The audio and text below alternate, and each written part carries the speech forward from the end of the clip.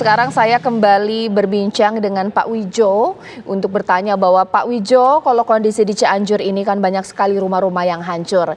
Kita tahu bahwa seringkali masyarakat Indonesia ini membangun rumah meskipun permanen, tapi dengan bahan bangunan seadanya, Pak. Ketika gempa terjadi, gampang ambruknya ini, Pak. Bagaimana pendapat Bapak? Iya, saya kira kalau pembangunan ini mengikuti kaidah-kaidah yang standar, sebetulnya akan tahan gempa.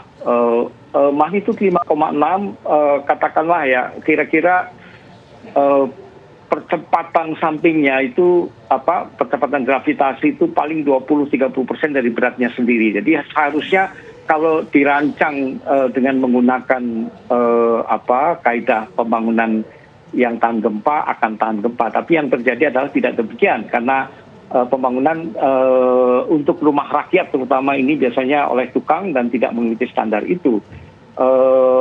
Dari beberapa kajian, sekitar 80% perumahan baik yang di kota maupun yang di pedesaan itu di daerah yang di zona gempa kuat ya. Dan ini rawan sekali apabila bangunan tersebut tidak mengikuti kaidah-kaidah pembangunan atau mendesain tahan gempa.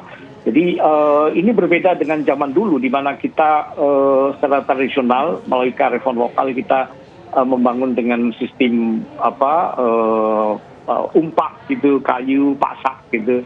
Dan ini saat sekarang ini kita banyak membangun, tetapi memang pengawasan terhadap terutama kualitas bangunan, terutama bangunan-bangunan rakyat yang dibuat itu belum memenuhi standar itu.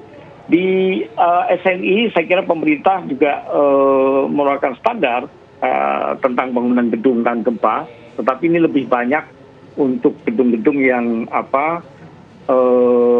bangunan-bangunan tinggi, sehingga saya kira fokus kita saat ini pembelajaran yang sekarang ini kembali kita belajar bahwa rumah rakyat ini perlu kita evaluasi betul bagaimana mengupayakan supaya pembangunan rumah rakyat yang dengan tukang ini bisa memenuhi standar tahan gempa, dan ini memang bukan pekerjaan yang mudah ya.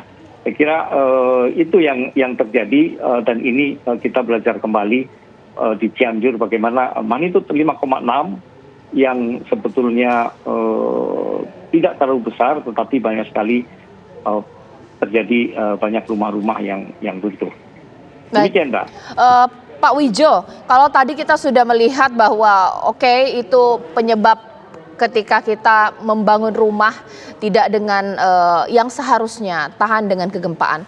Lantas bagaimana Pak untuk fenomena masyarakat yang juga sering membangun rumah di tebing, di tempat-tempat yang rawan longsor, biasanya dia bangun rumah juga semi permanen, ya karena kondisi ekonomi juga Pak. Jadi kehidupan juga menuntut mereka ya buat rumah di situ, ladangnya dekat situ, bagaimana Pak?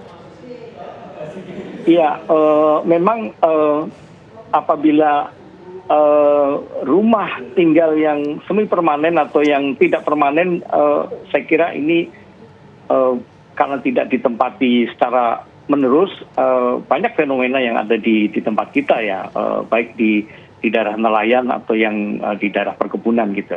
Tetapi kalau untuk yang rumah permanen, mestinya harus mengikuti peraturan terkait dengan tata ruang yang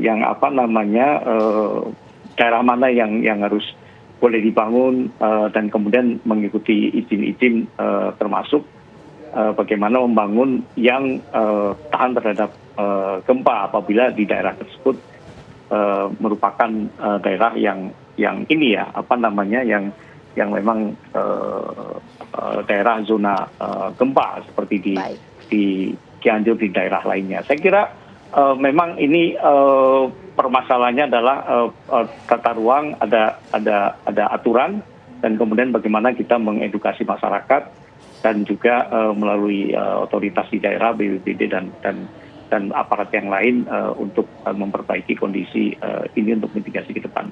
Baik, terima kasih Pak Wijo Terima kasih, Kongko, Mbak Caca. Dr. Wijo Kongko, Kepala Pusat Riset Hidrodinamika BRIN. Terima kasih atas waktunya Pak.